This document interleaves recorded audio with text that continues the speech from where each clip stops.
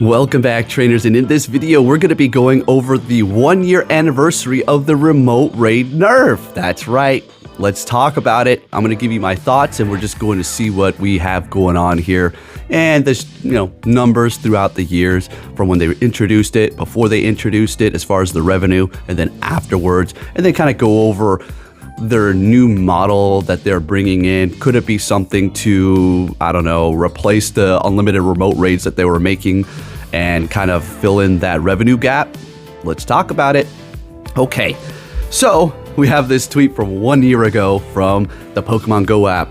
We want to give you a heads up about the changes coming to Pokemon Go's remote raid passes. Yeah, this is what started it all here, folks, okay? These changes are designed to rebalance the game and ensure that it's enjoyed by trainers for years to come. Okay, so let's see what the vlog has to say about it. And let's jump into this. This is, of course, from a year ago, so we're just kind of refreshing to see what we have here.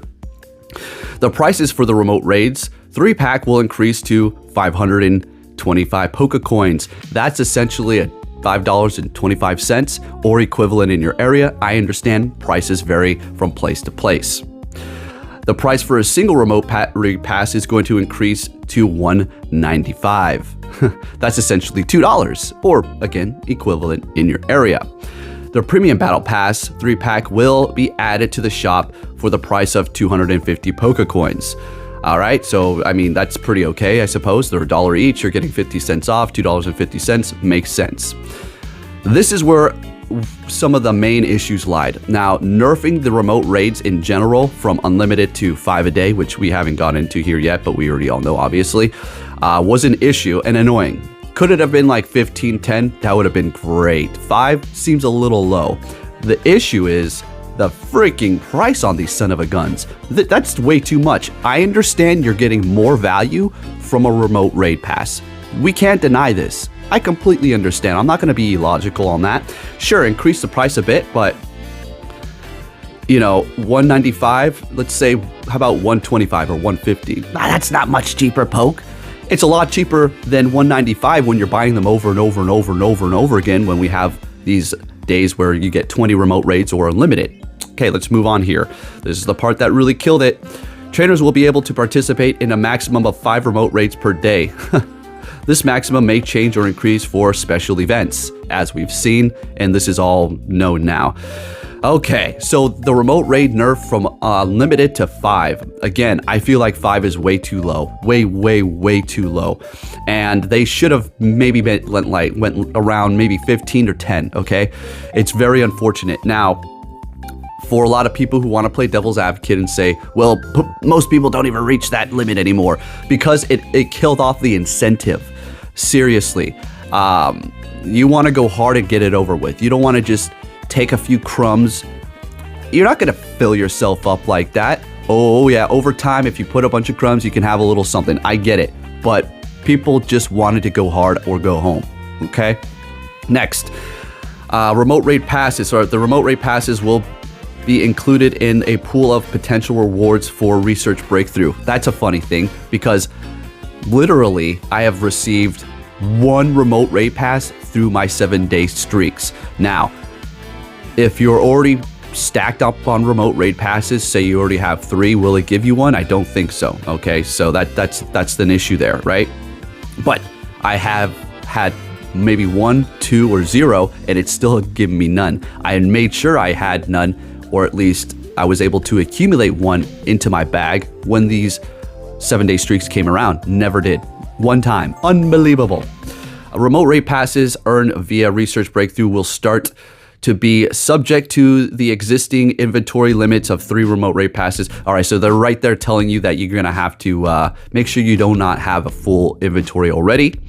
If trainers earn a remote raid pass through the research breakthrough, while at the 3 limit, they will receive a premium raid pass instead. So they're really just telling you that you're just going to get a premium pass. And honestly, I haven't even really gotten those. Trainers who participate in 5-star raids in person will earn more XL candies than before. That is somewhat true and somewhat not. If you're going to be doing them in person, give us the damn XL candies. Don't penny pinch it. Give us some. Really give us some. Sometimes you have a nice little streak and run where you get a good amount, but a lot of times you just fall flat on your face. All right. Now we're going to go ahead and go into the revenue here. All right, so starting in 2016, first year, this is millions, okay? So these numbers you see are millions. First year, 2016, the year it came out, 550 million, which is incredible considering how limited and pretty much bare bones the game was on top of all of the errors that it did have. But it was an absolute phenomenon, so that's, pretty reasonable. 2017 revenue went down, but not by much, still looking absolutely golden at 444 million. Move on to 2018, you're sitting up quite a bit more, year over year, passing every other year, well, the other two, sitting at 607 million, not bad. Next year, it's just getting even better at 653 million for 2019. And then the whole lockdown thing came. Whoa, what happened there? Woo-wee! They introduced unlimited remote raids. So we have to talk about this. This is where Key comes in. Everybody's like, you're going to lose money. You're going to go out of business. Let's talk about that after this. 2020, revenue went up to a whopping 908 million, just about $1 billion for the year of 2020 when they introduced that, while everybody was in their houses and we were still interested in loving those remote raids. 2001, revenue still looking absolutely juicy at a 875 million point, and that is so damn good. Still with the remote raids. Then they nerfed them. Yeah. In 2002, they nerfed it. Revenue went down 652 million. And then in 2003, the complete and utter destruction of the remote raids has been implemented, and it's sitting at 566 million. Now, if you look at that, if people are thinking, you're gonna go down, you're losing so much revenue. Yeah, see, they introduced a feature that allowed them to gross their revenue by a lot while still maintaining, Pokemon Go's normalcy. And then they take it away, but the revenue's still not that bad, considering, the low here in 2007 was 444 million. Now, they are going down, they are losing revenue, but this is to be expected when you've added a absolute blockbuster feature and then removed it. Now, let's get into what they're doing with the whole tickets. Now, but before I get into that, I do believe that they're going to be fine, right? This is going to even out as it is. They're doing great. Now, say if it went down to 200 and something million, is that going to be pretty bad for them? I don't know, because I don't know what numbers or how much it takes to run their servers and their employee revenue. I don't have all those numbers. But I would say that's probably a bit low, but still pretty good. Considering the money they've made already, shouldn't they be set? All right. Plus all the investors. I mean, you're seeing this going forward, all the stuff that we've been over already. They're willing to go against logic and just, go with the whole pandering stuff. So, we've seen companies lose money over that, and they still push. Why? Because of their investors. Let's get away from that for a second and talk about the tickets. So are they trying to make up for the lost revenue or whatever they're trying to do with the tickets that they're introducing, all these paid tickets? Because it does add up. It adds up. Think about it. $5 from 1 million people, that's a lot of freaking money, right? Right. And it's just like that. It's not like buying the remote raids over and over, a slow drip.